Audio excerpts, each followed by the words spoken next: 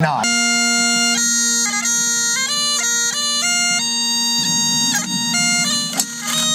I win at golf.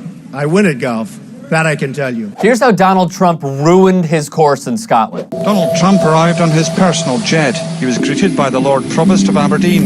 That's Trump arriving in Aberdeen, Scotland, off an airline that no longer exists because, you know, bankruptcy. I'm going to build for the people of Scotland the greatest golf course anywhere in the world. There'll be nothing like it. It didn't happen. Trump knew this and did it anyway. Trump's desire was a golf course in Aberdeen right off the coast. He promised a 5-star hotel, 1,500 houses, and 6,000 jobs. First, he had to take on local residents. The first thing he said was, what's this land worth, $25 an acre?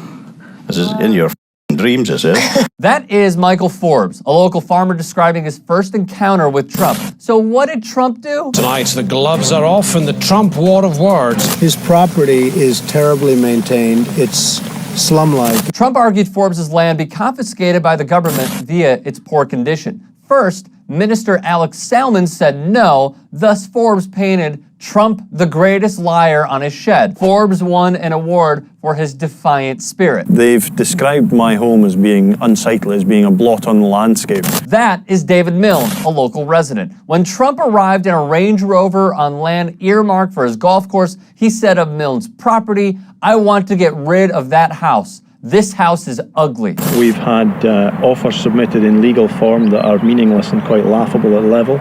The offers, according to Milne, who has been threatened and verbally assaulted, were half of market value. Milne's view, once a pristine spectacle, is now this, and even this. They planted trees all around my boundary, again, deliberately to block my view a few months after. Because of Donald Trump. When Scotland proposed 11 200-foot-tall wind turbines for renewable energy, Trump went off in Parliament. They are so unattractive, so ugly, that if Scotland does this, I think Scotland will be in serious trouble. Per the usual with Trump, there's more to it. He fears the windmills will spoil the view at his exclusive new £750 million golf resort. When Trump spouted the falsehood of negative environmental impacts of windmills... The question is, where is the clinical evidence? Well, first of all, I am the evidence. I think I'm more of an expert.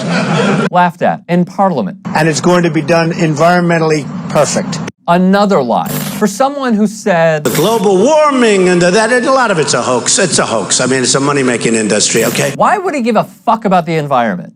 The dunes, which were home to rare wading birds and designated a special site for scientific interest, were bulldozed to make way for the fairways in 2009 and 2010. The Trump course's planning permission was granted on the basis that the potential economic benefit would outweigh environmental harm. However, most of its important geomorphological features have been lost or reduced to fragments, to which anti-Trumpsters took matters into their own hands. Still, Alex Salmond, the head of the Scottish government, believed in Trump. I thought they were a good idea. You were one of his big supporters. I supported the investments, yes, because they were good for Scotland. Salmond swayed politicians and, more importantly, the locals, which resulted in Trump opening the course. To zero surprise, Salmond now sees he was conned. The people who were putting it forward did not live up and honor the agreements they made to the Scottish people, he said. Trump tweets, "the greatest golf course anywhere," that would continue to lose money, roughly $1 million year after year,